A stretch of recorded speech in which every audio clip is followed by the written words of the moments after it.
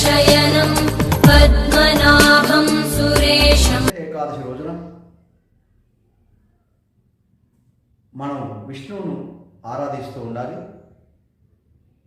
ముఖ్యంగా విష్ణువును తులసీ దళముల చేత ఆరాధించడం వలన సకల శుభాలు కలుగుతూ ఉంటాయి. అదేవిధంగా ఈ రోజంతా ఉపవాసం ఉండి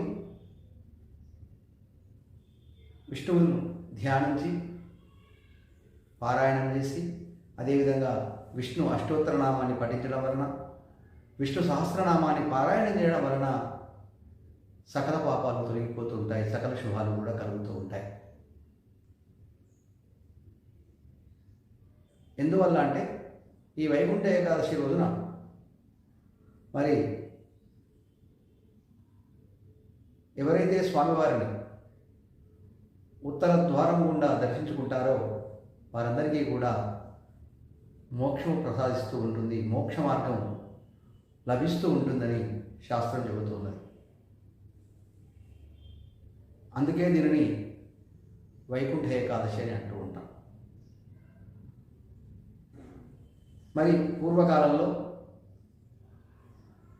దేవతలందరూ కూడా మరి రాక్షసుల యొక్క బాధలను పడలేక విష్ణువును ధ్యానించినప్పుడు, విష్ణువు దగ్గరికి వెళ్ళినప్పుడు ఆ విష్ణుమూర్తి మరి ముక్కోటి ఏకాదశి రోజున ఈ వైకుంఠ ఏకాదశి వచ్చేటువంటి వైకుంఠ ఏకాదశి రోజున ఎవరైతే ఉత్తర ద్వారం గుండా వెళ్ళిన దర్శనం చేసుకుంటారో వారందరికీ కూడా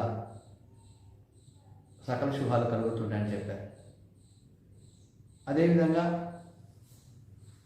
మధుకైటపులైనటువంటి రాక్షసులకు కూడా మోక్షాన్ని ఇచ్చినటువంటిది ఉత్తర ద్వార దర్శనం వైకుంఠ ఏకాదశి రోజున.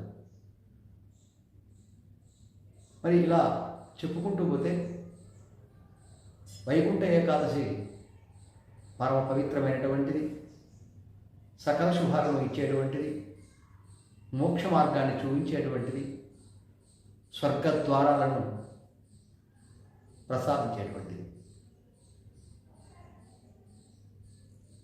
ఎవరైతే ఈ వైకుంఠ ఏకాదశి రోజున ఉత్తర ద్వారం గుండా స్వామివారి దర్శనం చేసుకున్నట్లయితే తదనంతరం స్వామివారు మోక్షాన్ని ప్రసాదించి ఆ యొక్క వైకుంఠ ధామం దగ్గర స్వామివారి యొక్క పాదాల దగ్గరనే తీసుకుంటాడని యొక్క ప్రతీతి. మరి అలాంటి విశేషమైనటువంటి పరమ పవిత్రమైనటువంటి వైకుంఠ ఏకాదశిని మనమంతా కూడా మనం జరుపుకుంటుంటాం. మరి ఇంతటి పవిత్రమైనటువంటి ఏకాదశిని మనం ఆరాధించడం వలన, స్వామివారిని విష్ణువును ధ్యానించడం వలన, మనం ఉపవాసం చేయడం వలన, ముఖ్యంగా ఏకాదశి రోజున ఈ వైకుంఠ ఏకాదశి రోజున ఎవరైతే ఉపవాసం ఉండి మరి విష్ణువుని ధ్యానం చేస్తారో వారందరికీ కూడా స్వర్గధామం లభిస్తూ ఉంటుంది, వైకుంఠ ధామం లభిస్తూ ఉంటుంది, మోక్షం లభిస్తూ ఉంటుంది. మరి అంతటి పరమ పవిత్రమైనటువంటి వైకుంఠ ఏకాదశిని మనం ఆచరించడం అనేటువంటిది మన కర్తవ్యం.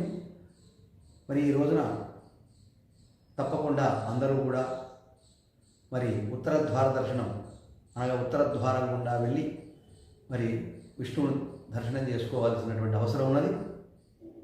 మరి ముఖ్యంగా అన్ని వైష్ణవాలయాలు మరి ఈ రోజున వైకుంఠ ఏకాదశి రోజున మరి ఉత్తర ద్వార దర్శనం జరుగుతూ ఉంటుంది, స్వామివారి దర్శనం ఉంటుంది.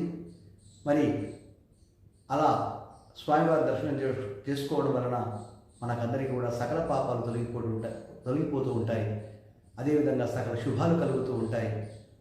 మరి తదనంతరం మనం మోక్ష మార్గానికి కూడా మనం పొందగలుగుతూ ఉంటాం.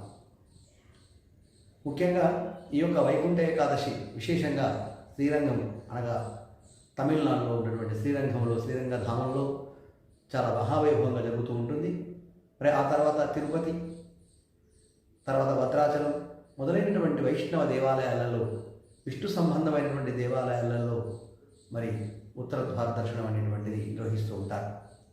చాలా మహావైభవంగా రంగనాథుని స్వామివారిని దర్శనం చేసుకోవడం వలన మరి మన జన్మ పావనం అవుతూ ఉంటుంది.